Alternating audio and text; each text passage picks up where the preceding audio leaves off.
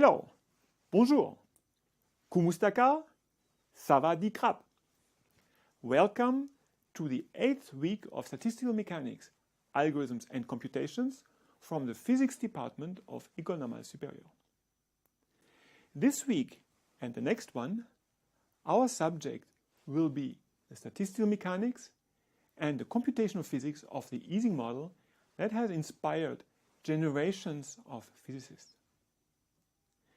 This very simple model of spins on a lattice with a simple pair interaction undergoes an order-disorder transition in dimensions 2 and higher, and in 2 dimensions it can be solved exactly as first shown by Onsager in 1944. In this week's lecture, after a short introduction, we will treat Monte Carlo algorithms for the Ising model. First, a local metropolis algorithm, and then a modern cluster algorithm. Cluster Monte Carlo algorithms originated here in the Ising model, and they have since revolutionized computations in many fields of classical and quantum physics. The algorithm we present here, fortunately for us, can be explained in a few minutes and implemented in just over a dozen lines of Python code.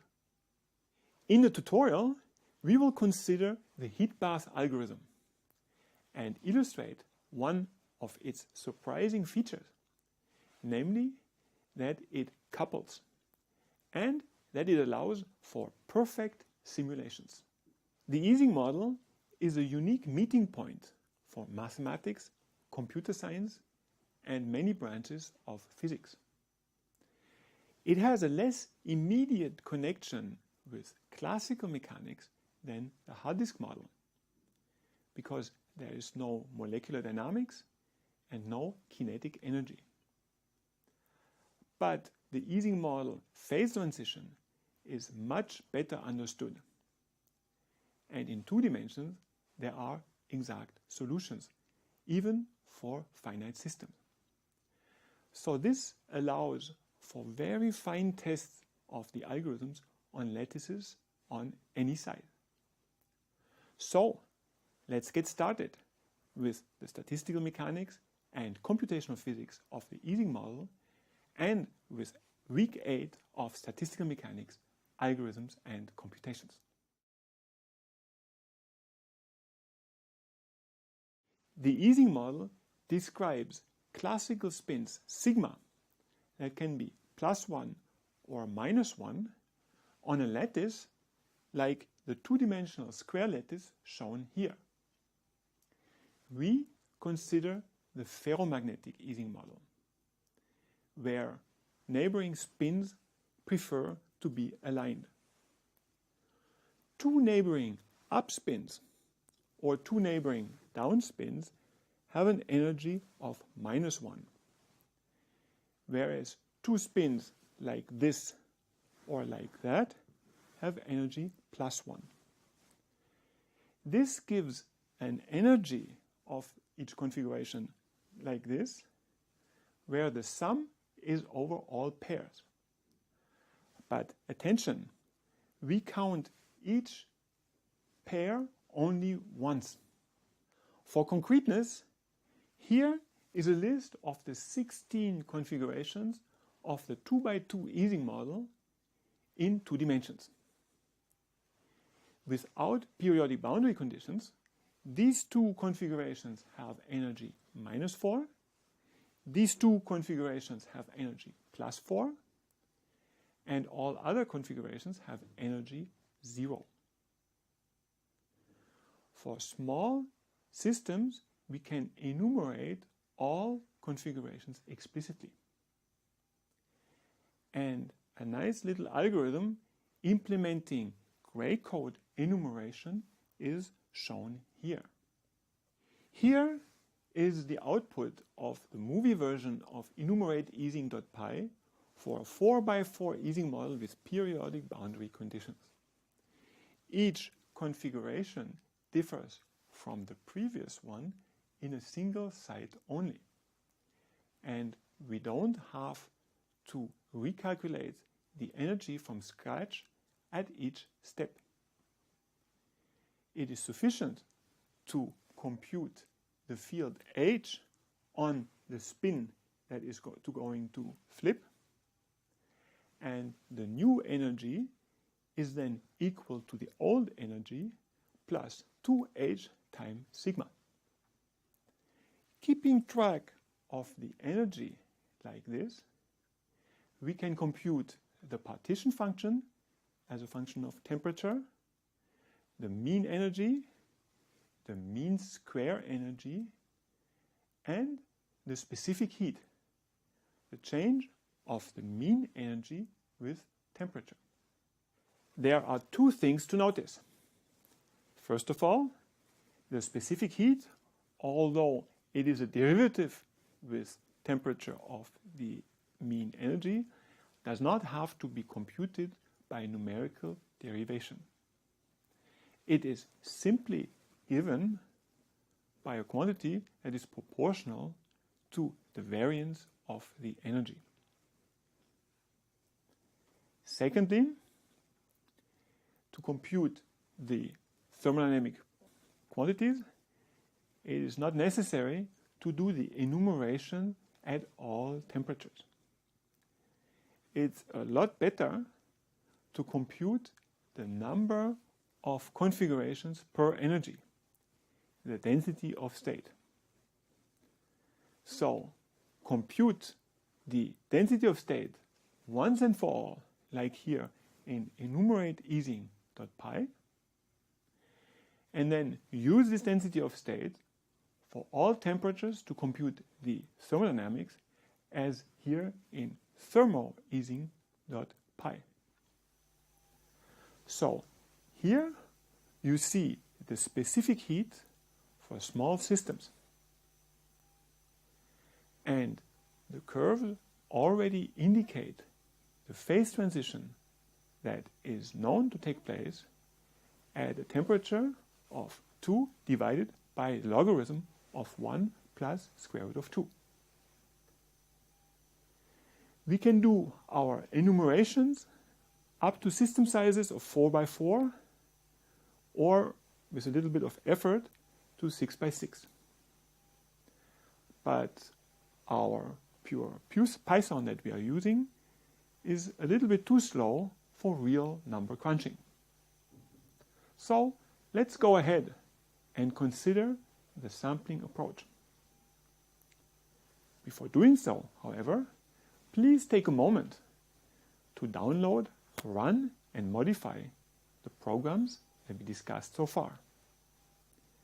Then there is this nice little program enumerate Ising.pi that uses the gray code enumeration for all the configurations. Try to understand what a gray code does. You may need it later.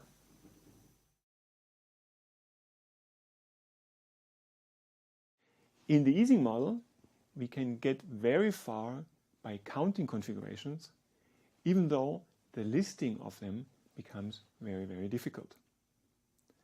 But in general, for large systems, and for systems that don't exactly correspond to the Ising energy minus sigma I, sigma j, the sampling approach is more reasonable. Analogously to what we did for hard disks, we select one site and attempt to flip the spin on that site. The move from the configuration A to the flipped configuration B must be accepted with the metropolis acceptance probability minimum of 1 exponential of minus beta EB minus EA. This algorithm in Python is the following. It is Markov Ising.pi. It is even simpler than the corresponding version for hard disks, Markov disks.pi. Output of the graphics version of Markov Ising.py is shown here. This program can be checked against the exact enumeration for small lattices, but I assure you that everything comes out all right. This program also very easily recovers the phase transition that takes place between the ferromagnet and the paramagnetic at a temperature just above 2. You can trace this phase transition by plotting the mean absolute magnetization as a function of temperature, even though there are more expert ways of locating TC that you will discover in this week's homework session. You can also simply look at configuration as a function of temperature, and you see a very clear qualitative difference between the paramagnetic regime at high temperature and the ferromagnetic regime at low temperatures. Close to the critical temperature, the local Monte Carlo algorithm slows down increasingly. In a nutshell, this is due to the increase of the correlation length in the system, and to the fact that turning around a spin in a larger correlated region becomes increasingly difficult. The large-scale correlation of the local Monte Carlo algorithm close to the phase transition is also known in experiment, and it is called critical slowing down. Critical slowing down is overcome by the cluster algorithms that we next discuss.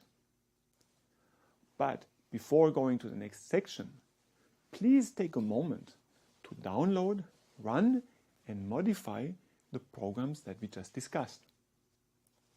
This is the algorithm Markov Ising.py, the local Markov chain Monte Carlo algorithm, and its graphics version Markov Ising movie.py.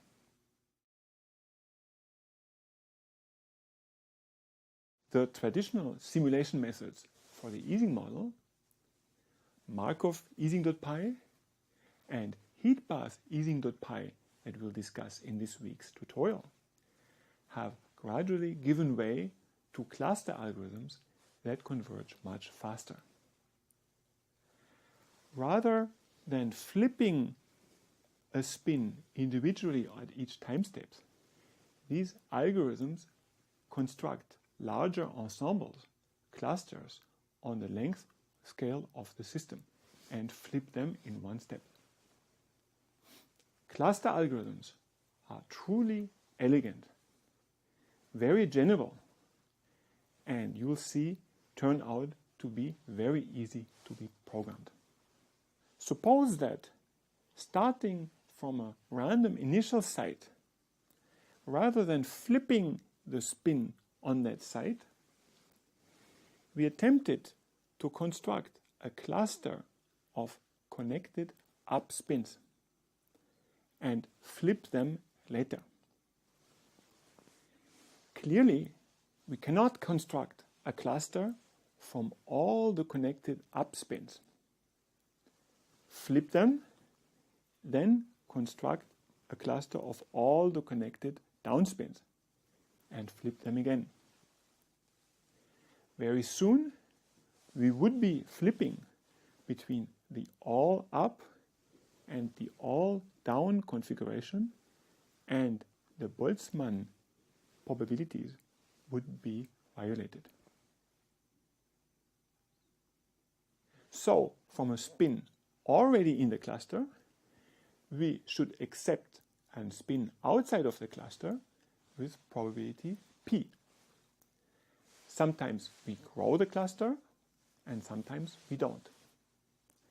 So here, in this example, we added all three new spins to the site already present, all of them with probability p. We added them to the cluster and also to a pocket, just to remember that we haven't checked their neighbors yet. at some moment the pocket is empty. For example, for the cluster shown here.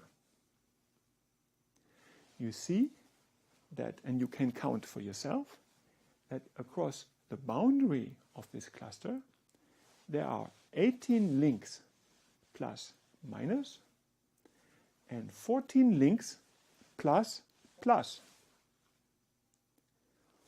For each of these 14 links, the extension of the cluster was rejected because at some time a random number was drawn and it was larger than p.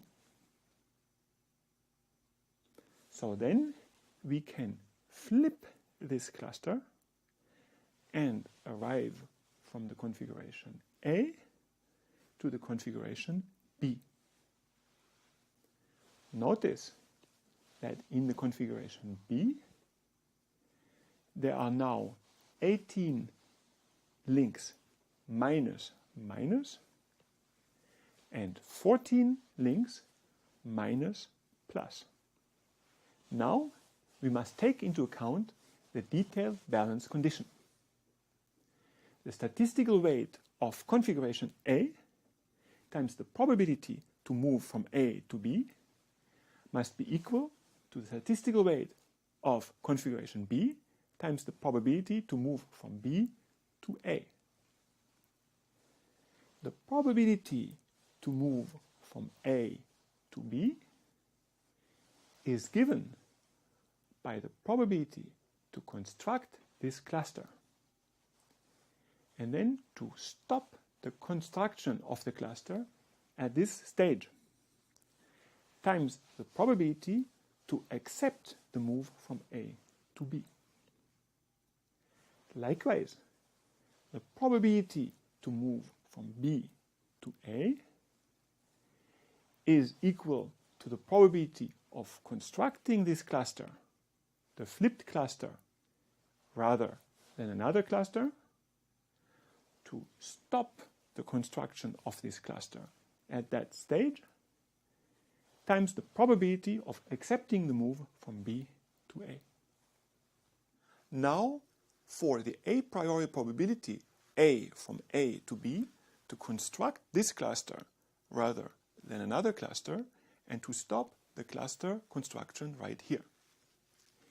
In these a priori probabilities, there are terms that are the same in A and in B and that drop out of the picture. For example, the probability to add a plus spin to another plus spin already present in A is the same as the probability of adding a minus spin in B to a spin already there.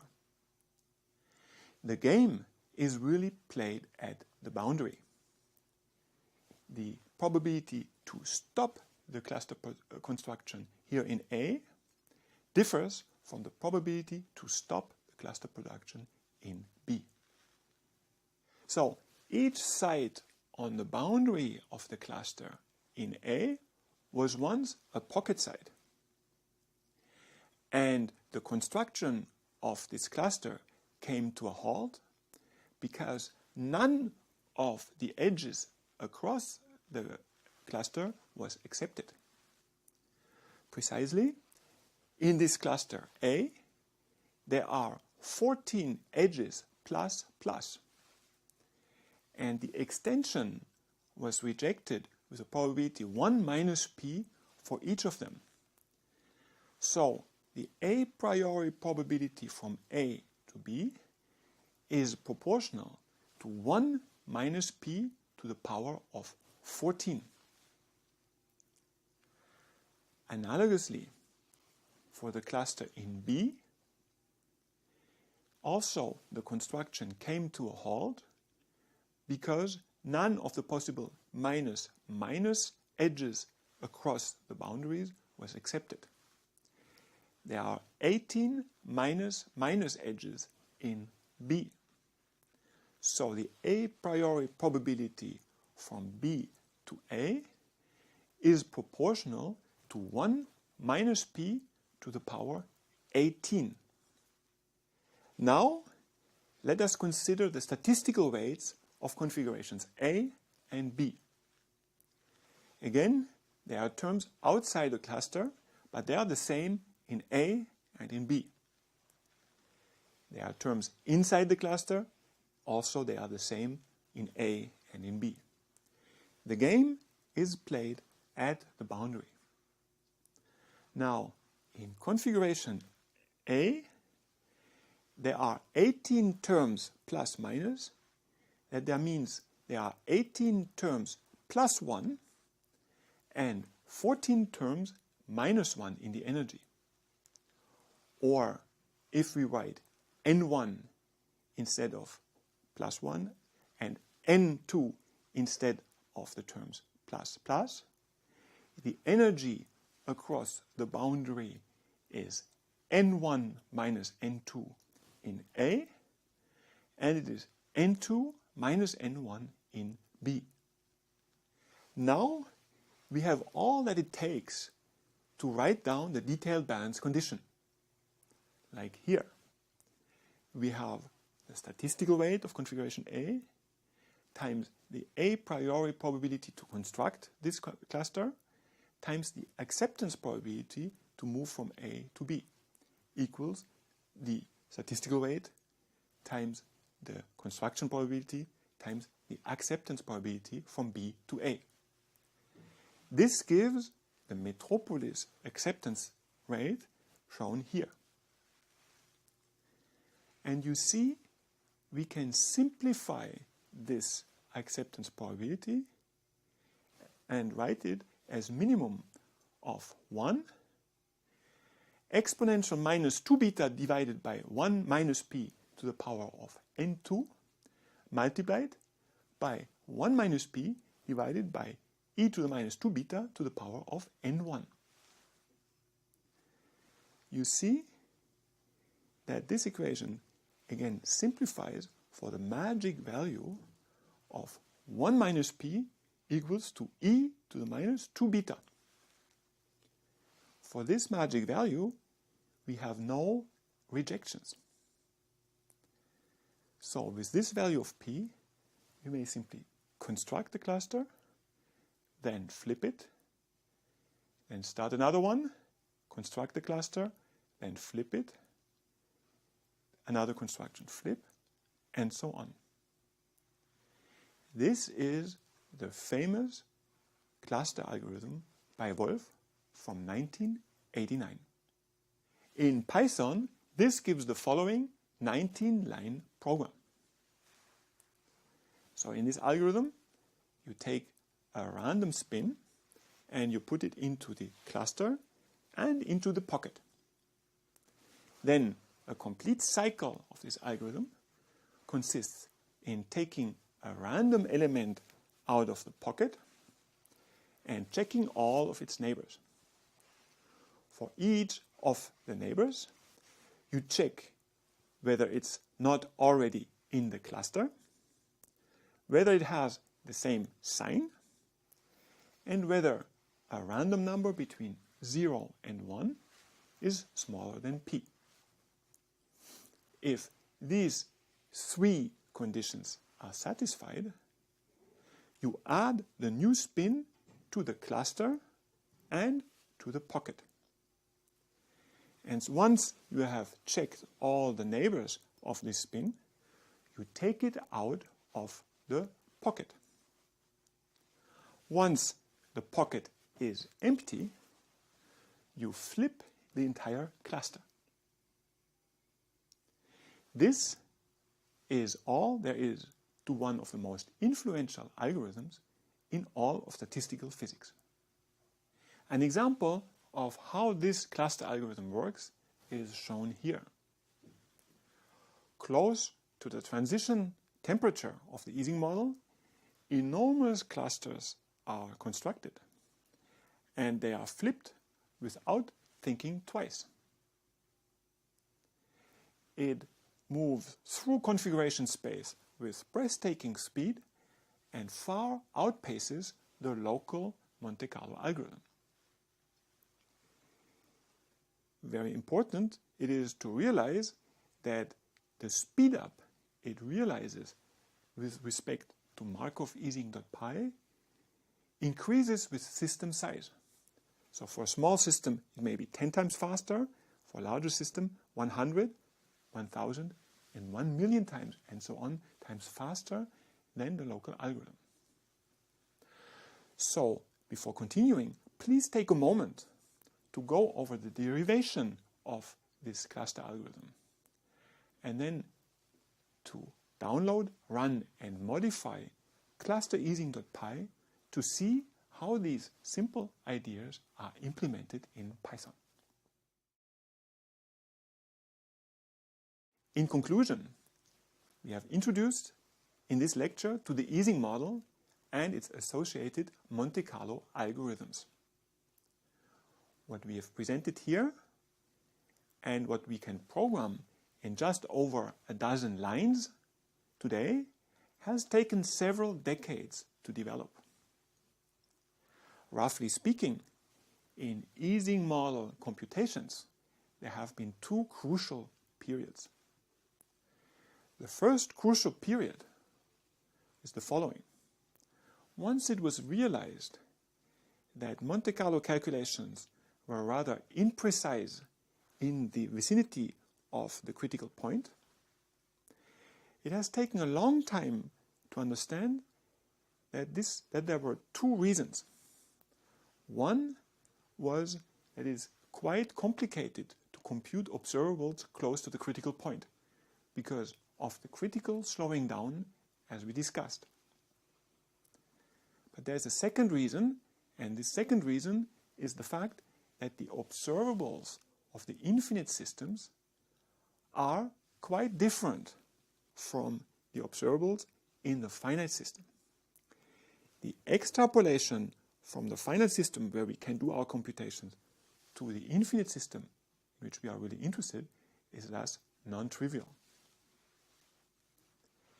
The second period, the second crucial period of Monte Carlo calculations came in the late 1980s, when it was found out that critical slowing down was not an inescapable fate for algorithms as it is for experiment. And this was realized when the first cluster algorithms came out.